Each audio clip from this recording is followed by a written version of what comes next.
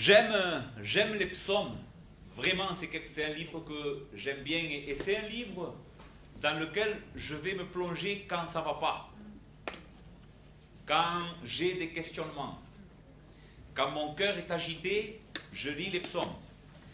Parce que dans le livre des psaumes, on peut retrouver autre chose que par exemple dans les épîtres, même si la parole de Dieu est toute parfaite. Mais le livre des psaumes est un livre pratique pour la vie courante.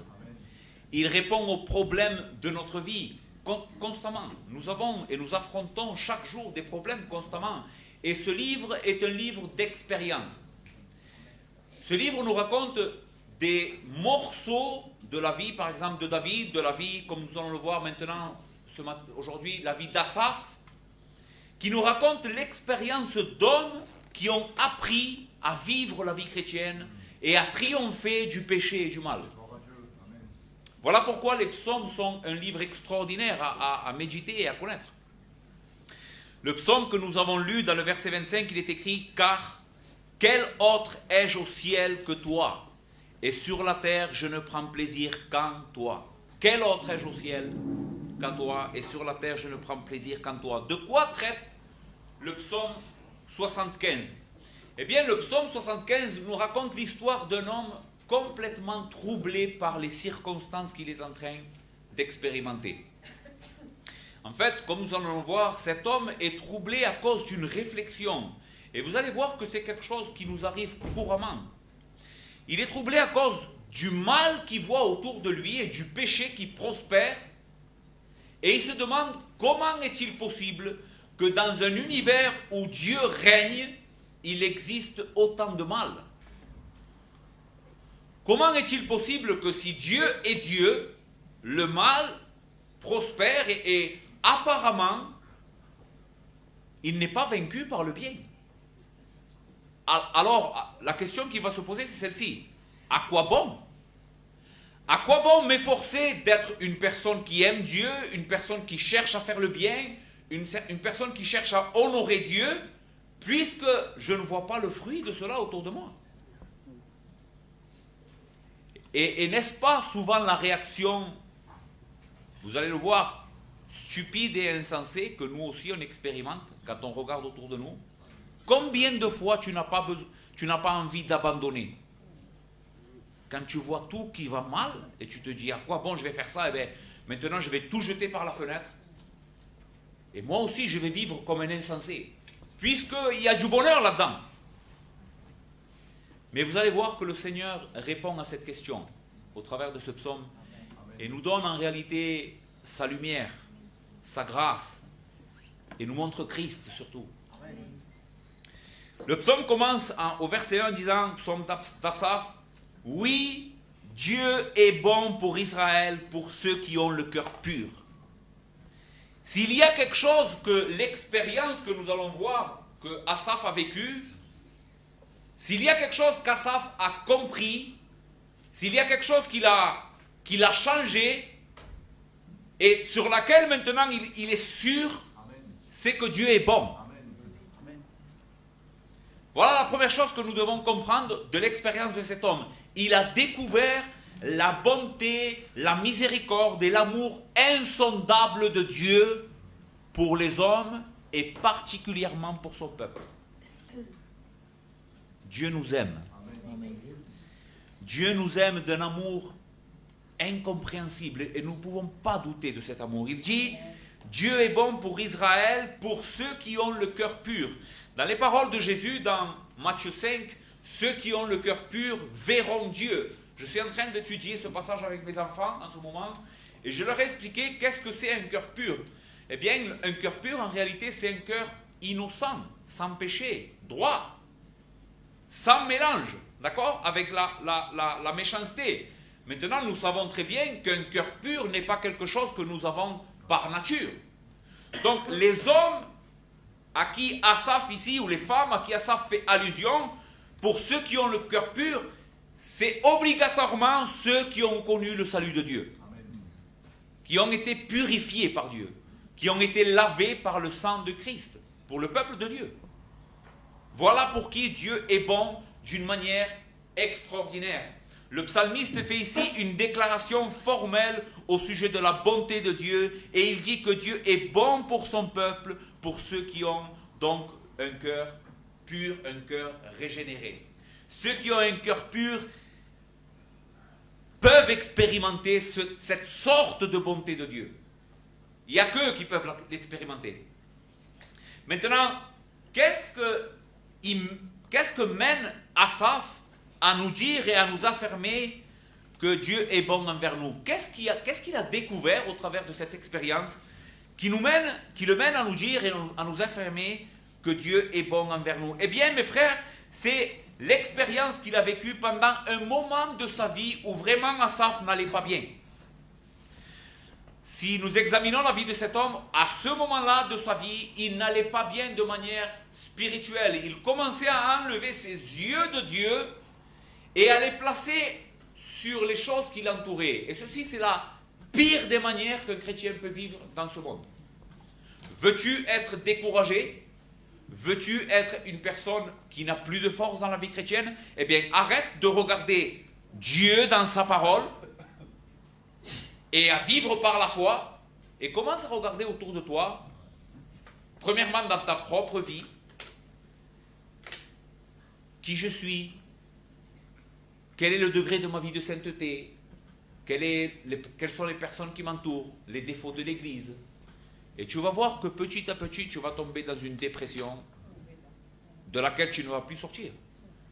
Parce que ce monde est corrompu de toutes parts. Ton propre cœur est corrompu, et la Bible dit que il ne peut rien produire de bon sans la miséricorde de Dieu. Et le monde autour de toi, les personnes autour de toi, en incluant les personnes de l'Église, ne sont pas parfaites, loin de là. Nous sommes tous des pécheurs qui coexistons. Tu t'imagines ça? Des pécheurs qui coexistent? Donc, cet homme est faible dans la foi parce qu'il a commencé à enlever ses yeux de Dieu. Et souvent, c'est une expérience désagréable parce qu'elle provoque en nous des doutes, des questionnements et une remise en question. Voilà pourquoi ne pas quitter le Seigneur et son évangile des yeux est quelque chose que nous devons faire, parce que cela va produire des doutes, des questionnements et une remise en question de la vérité, de tout ce que nous savons sur Dieu. Mais la conclusion du psalmiste, c'est qu'après cette expérience qu'il va nous raconter, il comprend mieux et il va être plus sûr de la bonté de Dieu. En d'autres mots, il nous faut expérimenter aussi cette sorte d'expérience. C'est permis par Dieu. La sagesse de Dieu, les frères, nous dépasse tellement. C'est incroyable. Des fois, le Seigneur, il permet des choses parce qu'il a besoin de nous faire grandir. Et vous savez comment il nous fait grandir? Il nous fait expérimenter la difficulté. Il passe par le feu notre foi. Et c'est quand notre foi passe par le feu qu'elle devient plus pure, qu'elle devient meilleure, qu'elle devient plus grande, qu'elle devient plus stable, qu'elle est plus forte, qu'elle persévère. Sans l'épreuve, il ne pourrait pas y avoir une foi forte. Et c'est ce que cet homme va expérimenter, et c'est après cette expérience qu'il peut affirmer et lever ses yeux et regarder le peuple de Dieu et dire: mes frères, Dieu est bon. Dieu est bon. Oui, Dieu est bon pour Israël et pour ceux qui ont le cœur pur. À partir du verset 2, pour ceux qui ont les Écritures, fixez vos regards sur les Écritures, s'il vous plaît. À partir du verset 2, donc, l'auteur du psaume commence à nous raconter cette expérience qu'il a eue. Qu'est-ce qui l'a amené à être plus sûr de la bonté de Dieu? Eh bien, il dit au verset 2, toutefois, et là il commence à nous raconter qu'est-ce qui s'est passé. Toutefois, mon pied allait fléchir, mes pas étaient sur le point de glisser, car je portais envie aux insensés en voyant le bonheur des méchants. Voici, qu'est-ce qui a amené cet homme à expérimenter et à connaître une plus grande bonté de Dieu, et quelle a été son épreuve? Son pied allait fléchir, et mes pas étaient sur le point de glisser. Nous, on peut lire ces mots rapidement comme ça, mais une des caractéristiques du livre des psaumes aussi, c'est que c'est un livre qui utilise beaucoup d'images pour nous faire connaître les sentiments. C'est un livre très imagé. Mon pied était sur le point de fléchir et j'étais sur le point de glisser. L'idée ici, c'est un homme qui tombe dans un gouffre. Un homme qui est abattu à terre. Voici l'état d'âme de cet homme-là. Ceci ne parle pas de forteresse, il n'était pas fort. Il n'était pas en train de marcher avec assurance. Il était fébrile. Il était fébrile au point de tomber et d'être abattu à terre. Et quelle a été la raison pour laquelle il était dans cet état? Verset 3, « Car je portais envie aux insensés en voyant le bonheur du méchant. » C'est ce que je vous ai dit tout à l'heure.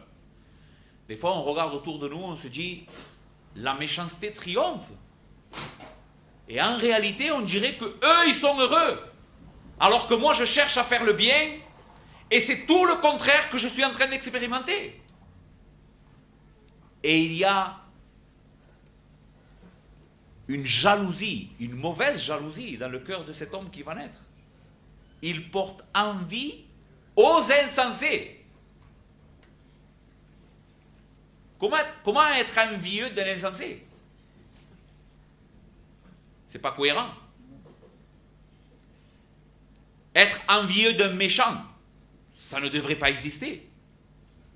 Mais c'est ce qu'on expérimente quand il y a un problème spirituel.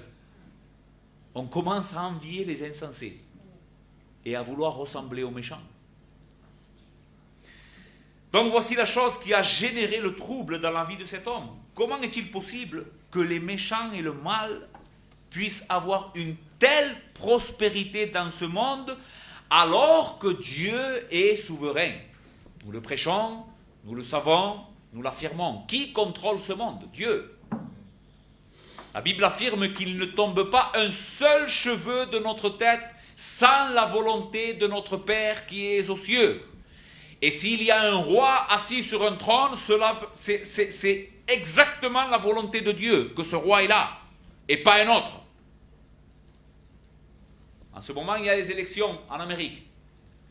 Qui va être élu? Nous, on ne le sait pas encore. Dieu, oui, parce que c'est lui qui l'a déterminé. Même si ce roi va faire des choses iniques, même si ce roi va mettre des lois qui vont contre sa loi à lui, mais il a prévu un plan. Et rien n'arrive dans ce monde sans la volonté de Dieu. Et c'est ce qui provoque de l'incompréhension dans le cœur de cet homme. Comment est-il possible que Dieu est assis sur son trône et c'est lui qui règne, et cependant je vois ce que je vois avec mes yeux? Quelle est cette sorte de Dieu? Comment je dois comprendre ces événements? Si Dieu existe réellement, et ça c'est une question que le monde se pose, et il règne, pourquoi il ne punit pas le mal et il fait triompher le bien? Ce n'est pas une question que tu t'es déjà posée? Bien sûr que oui. Et c'est une question en réalité qui n'est pas insensée, c'est une question normale que toute personne raisonnable devrait se poser. Et j'espère que le Seigneur va donner une partie de la réponse à cette question ce matin. Pourquoi nous souffrons tellement en essayant de faire le bien, quand le méchant et l'homme de péché apparemment ne souffrent pas, bien au contraire? Pourquoi la maladie? Pourquoi tout ce qui m'entoure, Seigneur? Pourquoi les hommes qui font le mal, et nous allons le voir, comment le psalmiste les décrit, sont bénis d'une manière apparente, et les autres non? Du verset 4 au verset 12, Asaph nous fait pénétrer dans son cœur et nous dit les choses qu'il a observées dans le monde qui l'ont mené à avoir cette pensée. Qu'est-ce qu'a vu Asaph? Qu'est-ce qu'a vu cet homme en contemplant le monde qui l'entourait, qui l'ont fait penser ces choses? Eh bien, du verset 4 au verset 12, Asaph nous dit toutes les choses qu'il a vues. Il nous donne une description de la vie du méchant et comment celui-ci est béni apparemment malgré le péché et la rébellion. Du verset 4 au verset 5, nous voyons que le méchant a une santé de fer et que lui apparemment n'est jamais touché par la maladie dans son corps. Écoutez ce que dit le psaume. Rien ne le tourmente jusqu'à la mort. Et leur corps est chargé d'embonpoint. Ils n'ont aucune part aux souffrances humaines. Ils ne sont point frappés comme le reste des hommes. Voici la première chose qui a inquiété le cœur d'Asaph quand il a regardé les hommes méchants. Ils ont une santé incroyable. Ils se portent bien. Tu vois un enfant, peut-être, tu te dis, comment est-il possible que cet enfant est malade alors que cet homme qui boit tous les jours, il fume 6 paquets de cigarettes par jour, est parfaitement en santé. Ça provoque un questionnement dans ta tête. Tu te dis, c'est pas normal. Eh bien, c'est ce qu'a vu Asaph.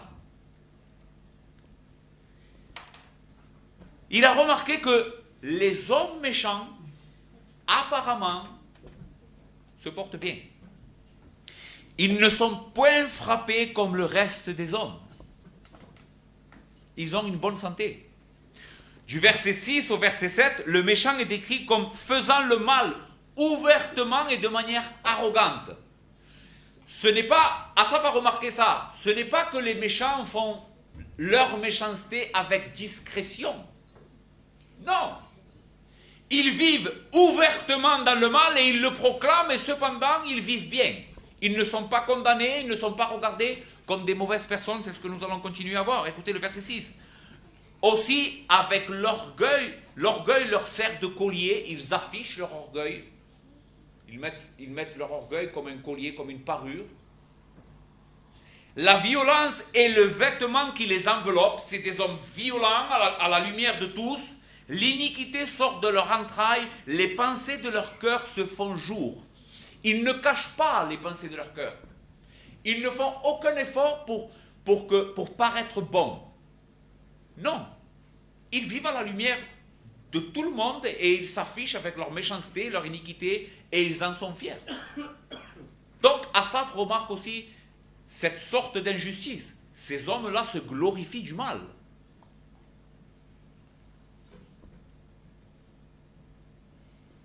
Ils ne se cachent pas, ils n'ont pas honte de faire cela à la vue de tous. Cependant, ils ne sont pas punis et ils ne souffrent pas à cause des péchés qu'ils commettent devant tous, apparemment.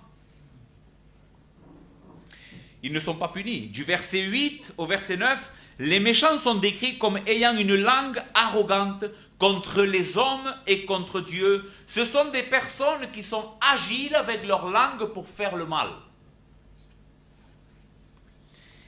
Et comme nous allons le voir, leur langue leur sert pour arriver à leur fin. Et pour obtenir la gloire et l'honneur, malgré la rébellion et la méchanceté de leur cœur. Écoutez ce que dit le verset 8 et 9. Ils raillent.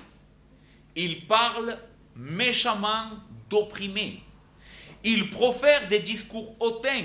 Ils élèvent leur bouche jusqu'aux cieux. Ils vont même jusqu'à parler des choses célestes et de Dieu avec arrogance. Et leur langue se promène par toute la terre. Ce sont des hommes qu'on peut les reconnaître par leur langue. On peut reconnaître leur méchanceté. Ils sont cupides, immoraux dans leur manière de parler. Ils ne parlent pas la vérité, ils parlent le mensonge.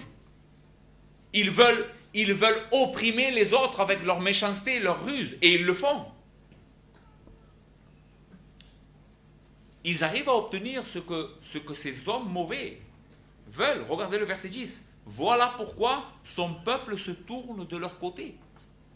Au lieu que le peuple, le monde qui les entoure, la société dans laquelle on vit, aime les menteurs. Et au lieu de se ranger du côté de la vérité, elle se range du côté des menteurs et des arrogants. Ils avalent l'eau abondamment. Voilà comment cette société dans laquelle, ce monde dans lequel nous vivons, duquel, n'oublie pas, duquel toi et moi nous avons été rachetés. Tu étais comme ça toi aussi. Cette société aime les hommes pécheurs, arrogants, menteurs, violents.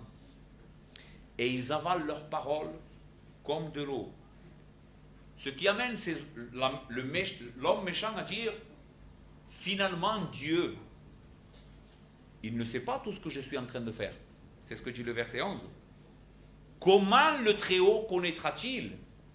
Puisque je suis en train de vivre ouvertement dans le péché, je me sers de ma langue pour dominer mes semblables et les assujettir à mes désirs pervers, et ils le font, je réussis, alors Dieu n'existe pas.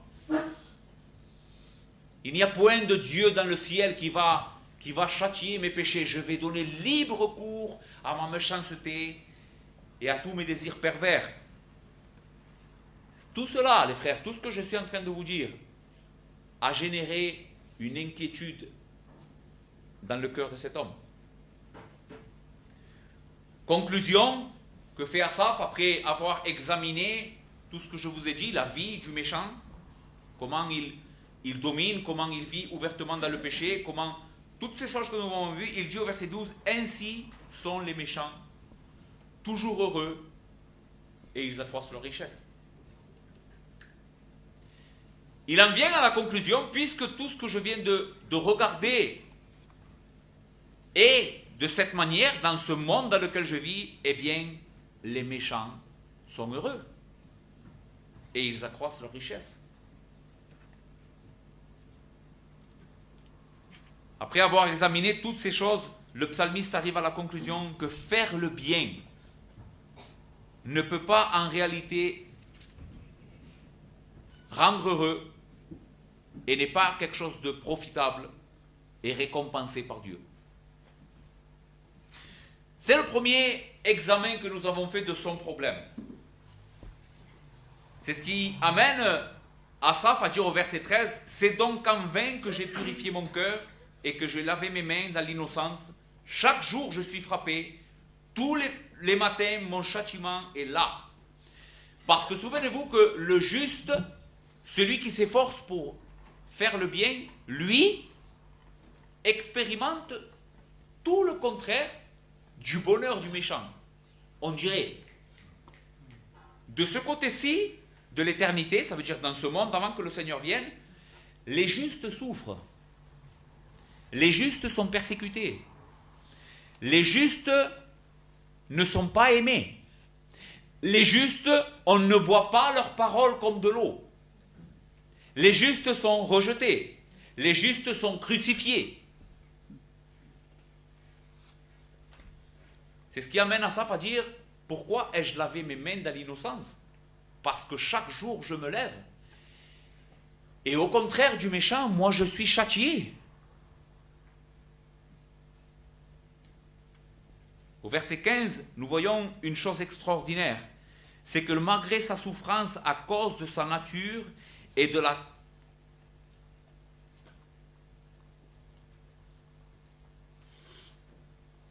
à cause de sa nature, Dieu place dans cet homme une chose que personne ne peut enlever. Au verset 15, nous voyons quelque chose que Asaph raconte à son sujet, et c'est quelque chose, vraiment les frères, c'est quelque chose de très important. Écoutez ce que dit le verset 15. Si je disais, je veux parler comme eux, voici je trahirai la race de tes enfants. Qu'est-ce qu'il est en train de dire ici, Asaph? Asaph est en train de dire que même s'il enviait le méchant, parce qu'il l'envie de son bonheur apparent, il dit, si je veux faire comme eux, je ne peux pas. Je ne peux pas parce que je suis de la race de tes enfants. Amen. Un chrétien, on a dit que cet homme-là est un vrai enfant de Dieu et il est en train d'expérimenter une tourmente spirituelle, mais un vrai croyant, les frères, un vrai croyant. Ce verset 15 nous enseigne que quelqu'un qui a été régénéré, qui a le cœur pur, ne peut pas partir. Il ne peut pas vivre comme les gens du monde. Il y a quelque chose en lui, dans sa nature qui a été transformé, qui haït le mal. Même si parfois il envie le bonheur du méchant et il dit, si je voudrais faire ça, je ne peux pas le faire. Demande à un lion de manger de la salade. Demande-lui.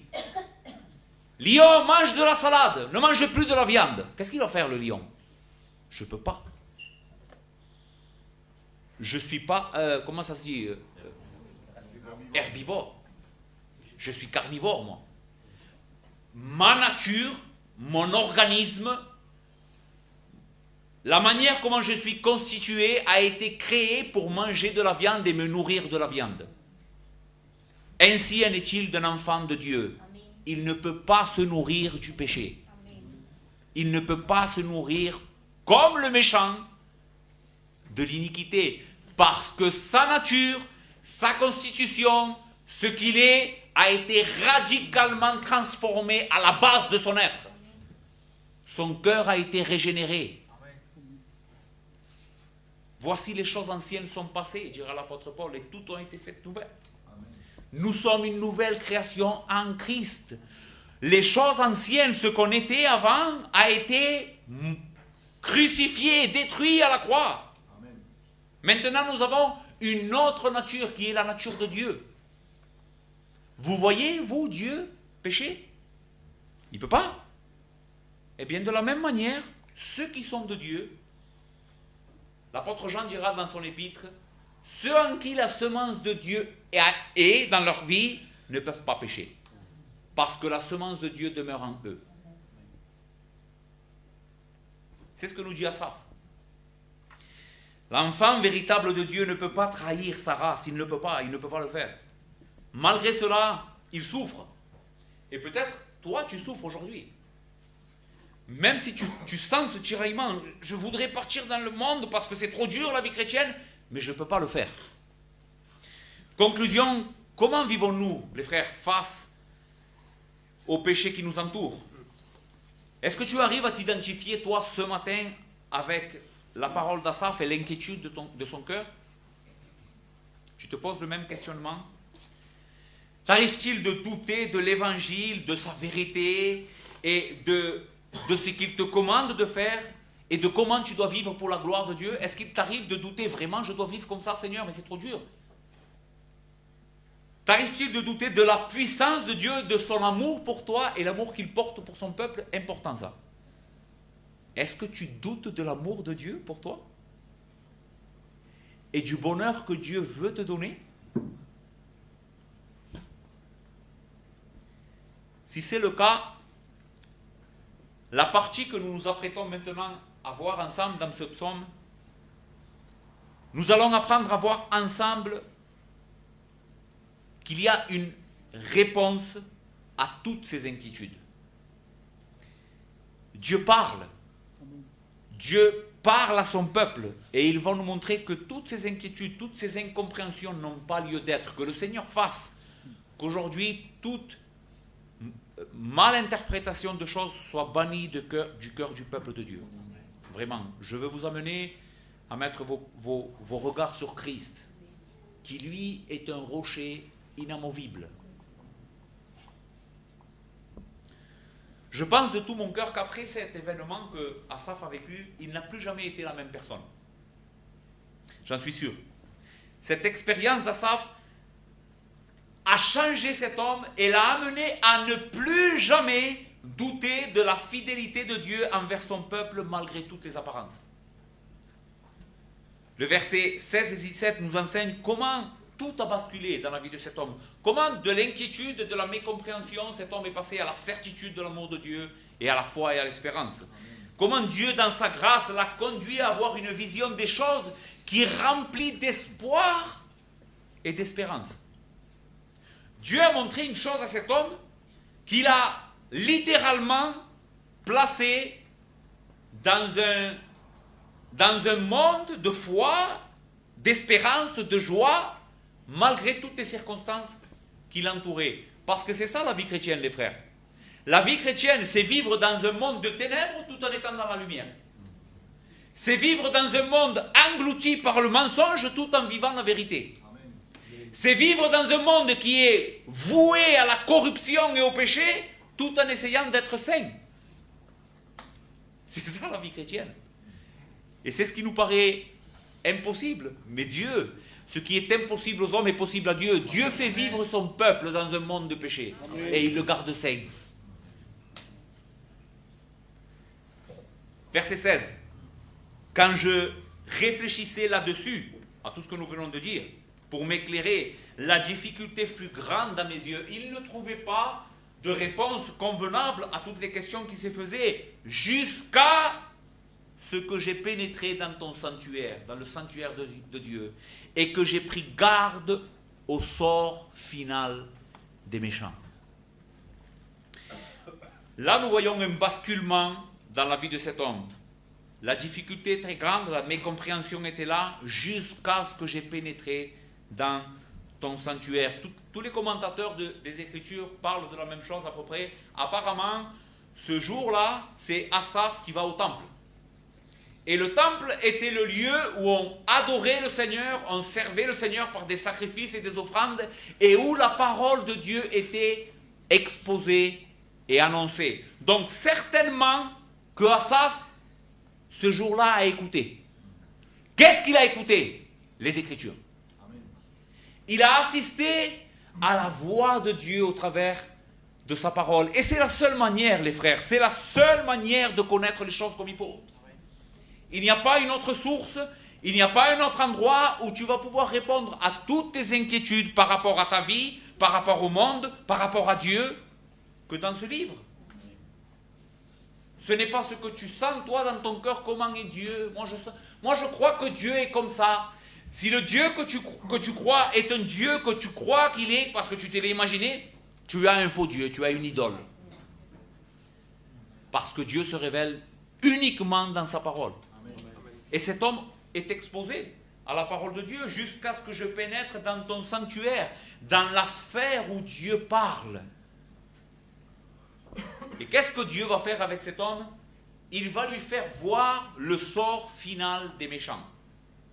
Cet homme, d'une certaine manière, pour vous le mettre un peu imagé, cet homme a fait un voyage dans une machine à voyager dans le temps. Et Dieu va lui montrer quelle est la finalité de ce méchant que tu envies. Asaph, tu envies cet homme parce qu'il vit dans le péché et tu crois qu'il est béni. Je vais te faire voir la réalité que moi je suis en train de voir et que toi tu ne perçois pas.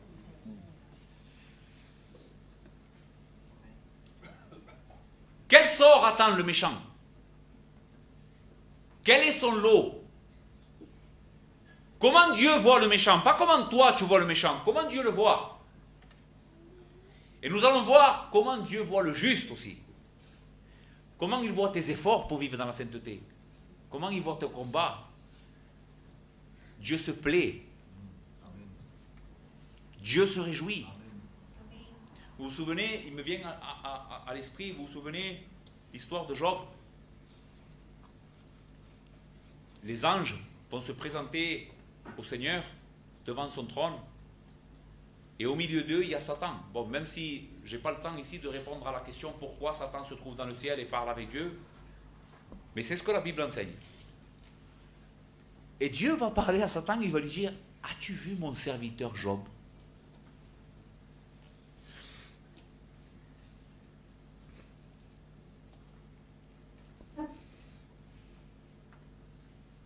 C'est un homme juste et droit. Dieu se réjouit.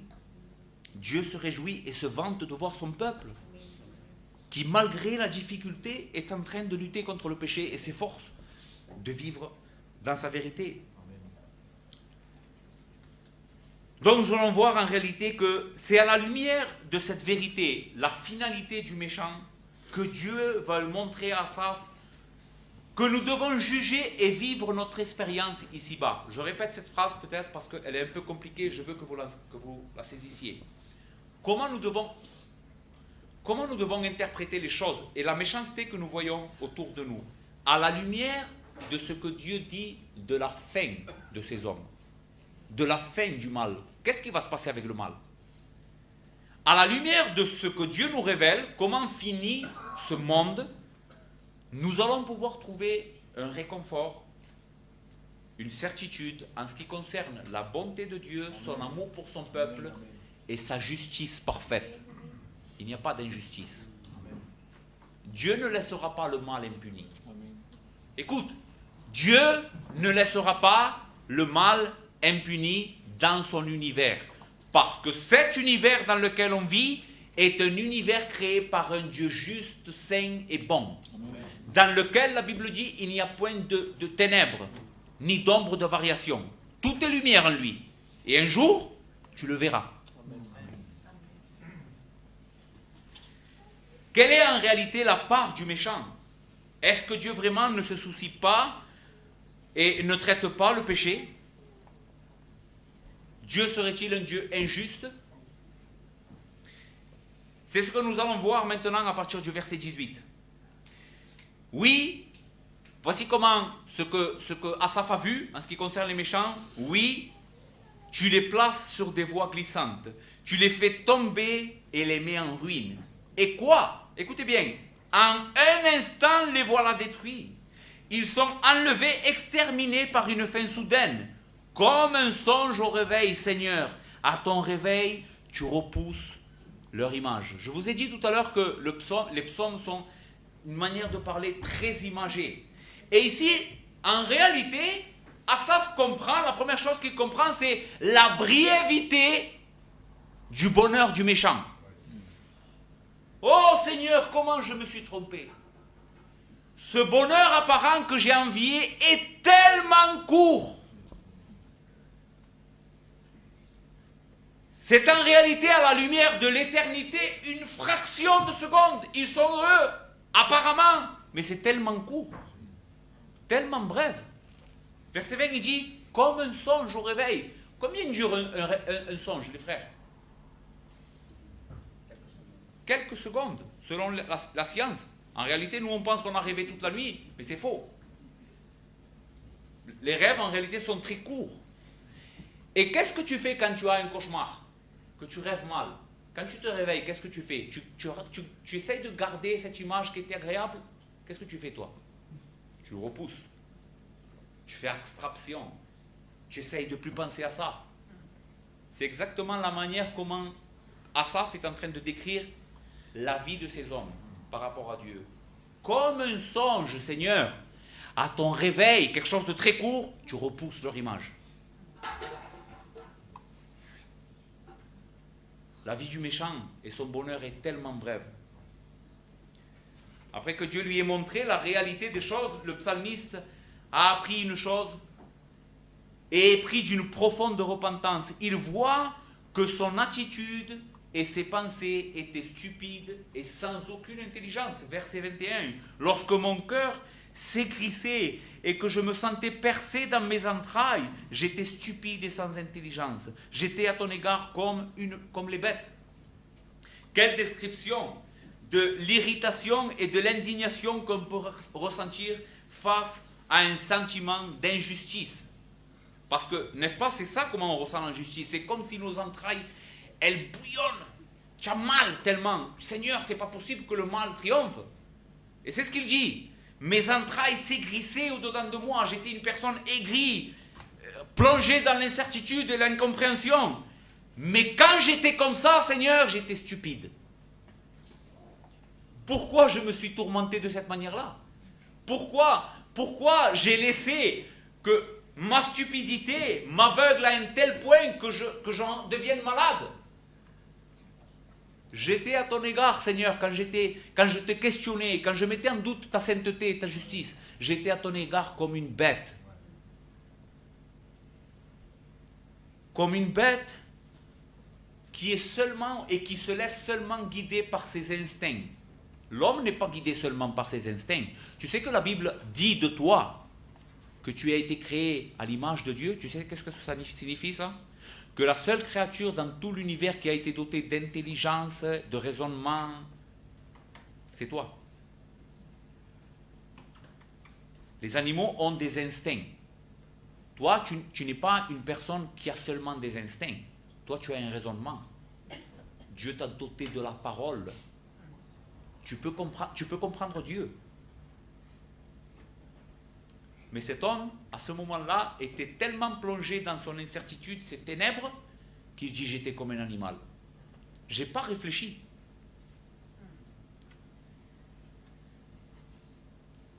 Mais face à la réaction et ce qu'il voit, il dit, Seigneur, pardonne-moi. Pardonne-moi de mon comportement, de ma manière stupide et sans intelligence. Les frères, nous devons aujourd'hui nous repentir, vraiment. J'espère que le Seigneur met ça dans ton cœur, tu dois te repentir de ton péché et d'avoir mis en doute la bonté et la fidélité de Dieu.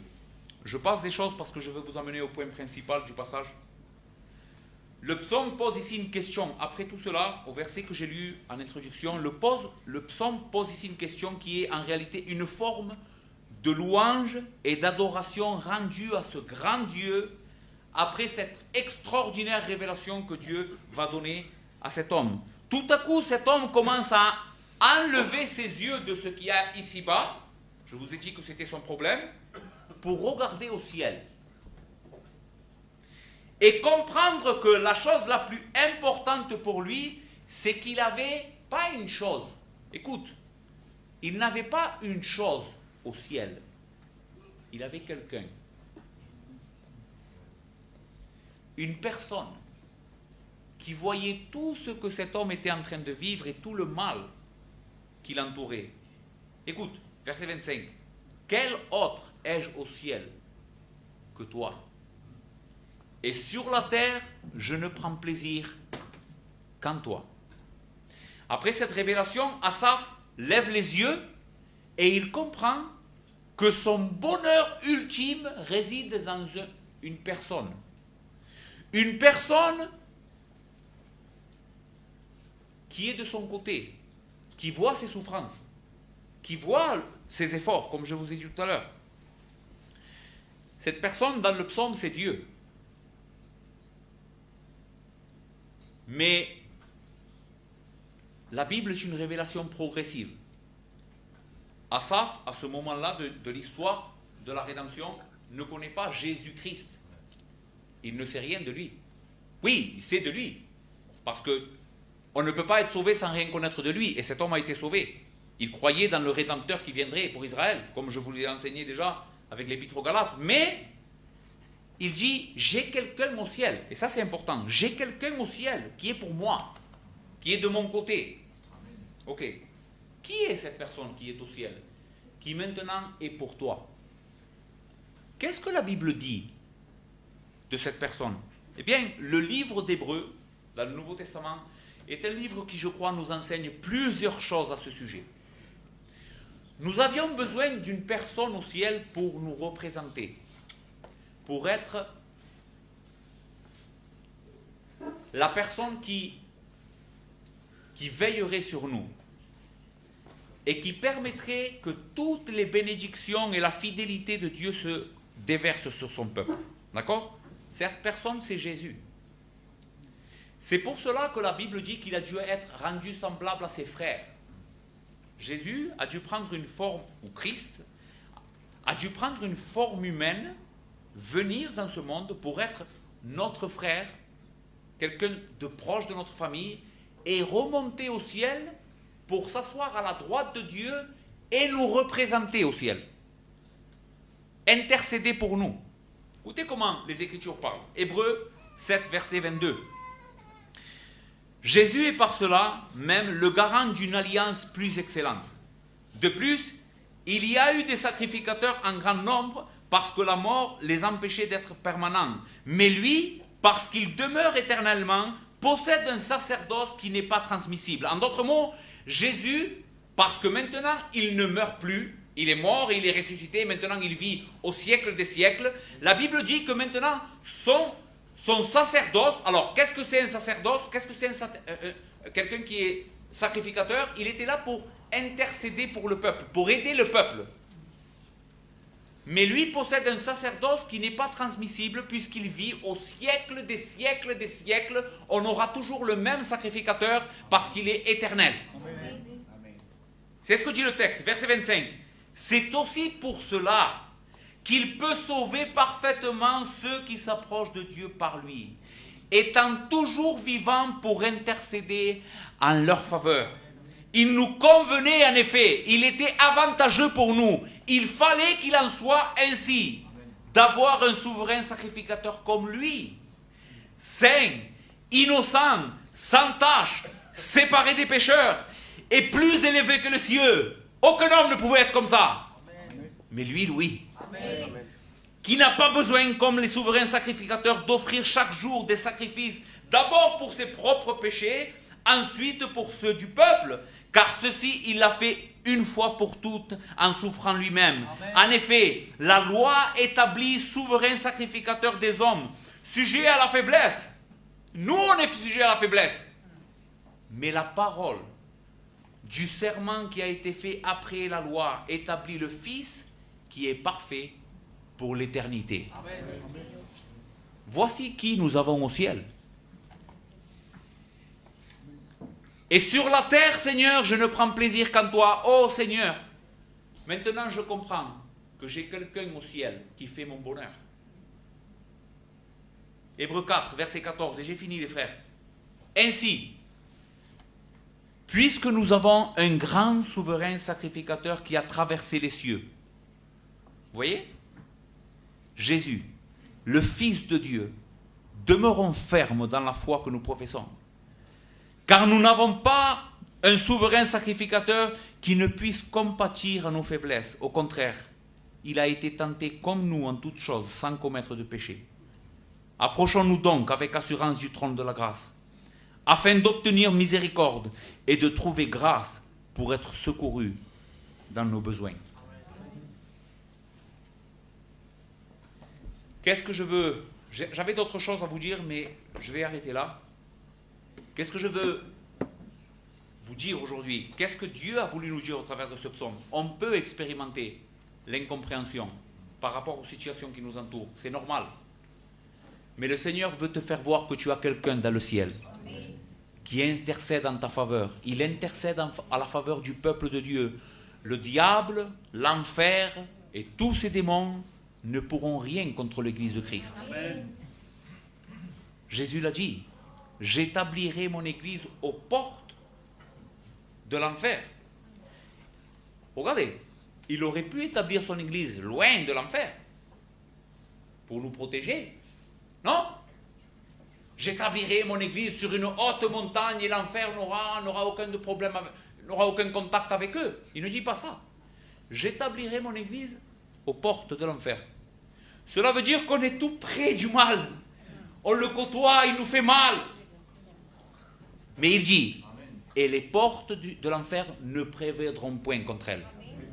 Même si on expérimente de ce côté-ci la douleur de voir le péché autour de nous, le mal ne peut pas triompher du peuple de Dieu. C'est une manière de faire que Dieu montre sa supériorité, sa puissance, sa domination sur le diable. Qu'est-ce que nous devons faire? Lever nos yeux au ciel. Amen. Notre Seigneur revient. Amen. Il vient chercher son peuple. Un peuple qui s'est acquis par son propre sang. Amen.